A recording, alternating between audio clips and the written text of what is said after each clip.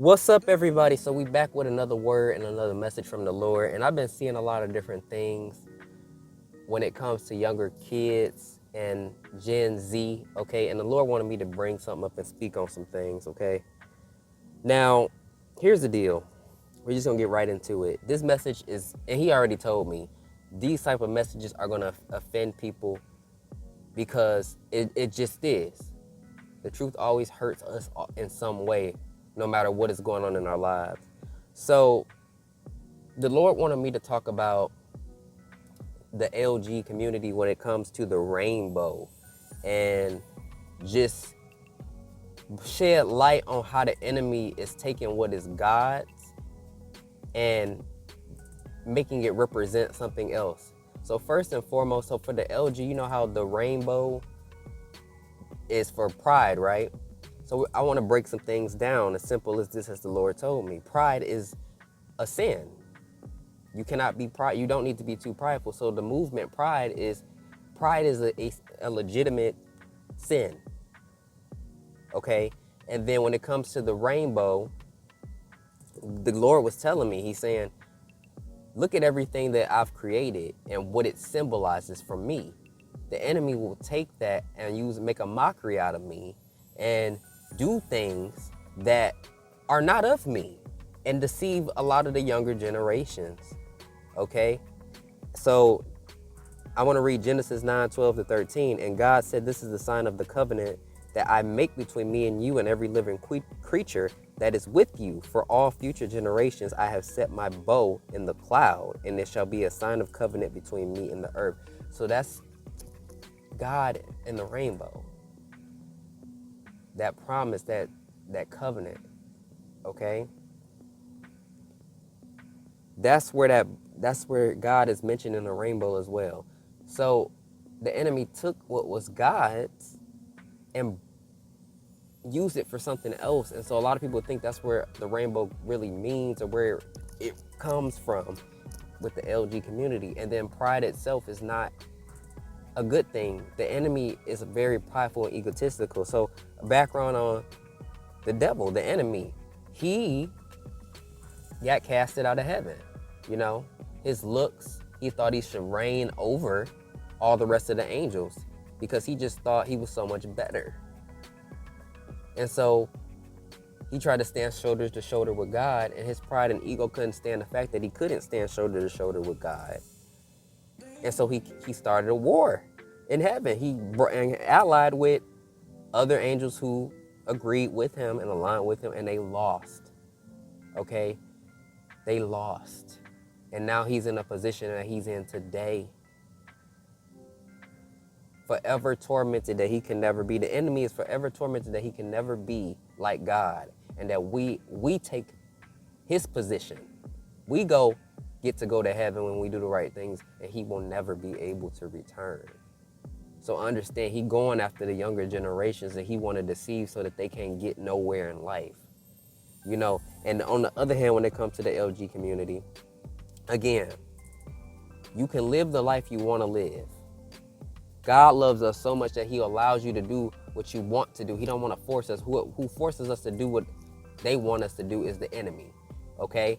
But when it comes to God, he loves us so much, he don't want to control us. But if you start to stray away, he will send people to you to tell you, listen, you going into a direction that might cause death, and not just from your flesh, spirit as well. Okay, the enemy is trying to lead you straight to hell. The enemy is trying to take you away from me, and it's your choice whether you listen to it or not. You know, and we get another thing the Lord was revealing to me. He says, look at the animals. And I know a lot of people will try to use plants and stuff. We can't compare ourselves to plants. This is what the Lord told me. He said, I look at animals. They come out male or female, okay? And what he's saying is, why do humans get to be so special? And he told me, God warned me, he said, there's going to come a time where the enemy is going to make this be a part of the word, his word, not mine. They already messing with the Tencommandments, okay? And it's always an excuse for why they doing something. All right, try to make it sound all good. But from the last TikTok I did with the Santa Claus thing, and how they was targeting kids and doing all these things, this is just another way to target the younger generation. Okay, and I'm gonna go on the flip side of things when it comes to other Christians. You can call lukewarm Christians people who claim to be of God but do the wrong things, or people who believe they're doing the right thing and they really hurting it. So the enemy can work on the other side of things too when it comes to the church and Christianity. Here's the deal. Even in the Bible, the devil will disguise himself as an angel of light, and so will his servants. So when you have people that attack people in the LG community, they be like, you going to hell and you an abomination. That's wrong, because God would never, or, you know, they feel like you got people out here trying to take the lives of people who are trans and LG. That's wrong, because God would never come at people at that standpoint. God would say to you, I understand how you feel. I understand your experiences. And he will try to tell you in the most loving way that this is not the right way to be. This is not how I intended things. He loves us. So he with me, when it came to me and the stuff that I was on, I never had that problem going down the line. For me, I had a lot going on with my job, and, you know, I had to let a lot of things go. But, you know, he approached me and he was like, you got to let it go. You got to leave it at the door and move on to your new season. So when it comes to people being attacked in these different communities and movements, you've got to realize that that's the enemy playing a role as well. And a lot of it tries to plant seeds on Christians and Christianity to make Christians, real Christians that are out to help people, look bad and say you hate us. Because then you get the people who are heads of churches and stuff like that that will sit there and attack people. God doesn't attack you.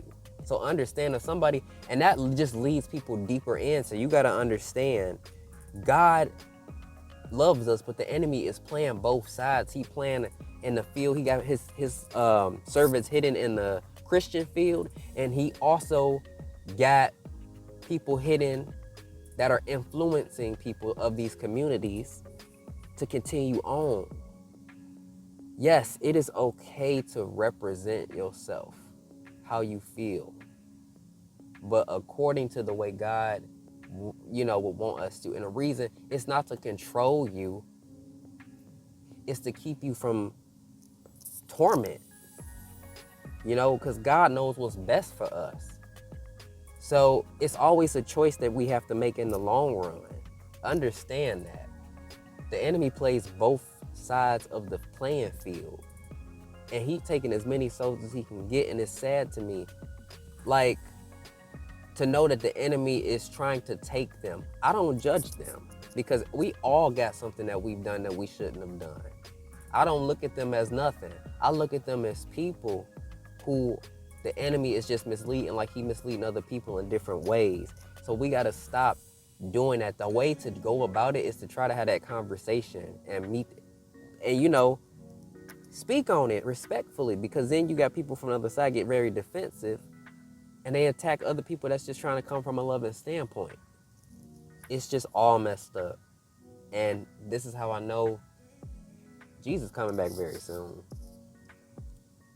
It's not a lot of time left, but with that time, people need to start waking up and realizing it's time to start trying to speak up against certain things, but speak to people. You can speak up against the action, but speak to people. Don't speak against people, speak to people that are deceived. Because when you speak against people that are deceived, it just looks like an attack. God comes from a loving standpoint with a loving heart for his children, and we need to be the same way for everyone, and don't judge based off what somebody done did. We all got something going on. So that's just the message for the day, a very deep message, but I hope that resonates with people, okay? Because I don't hate nobody. I'm coming at a loving standpoint, and whatever you decide to do, even after listening to this message, is up to you. I can't control you, you know? That's God's decision what happens. But peace and blessings, y'all. Have a good one.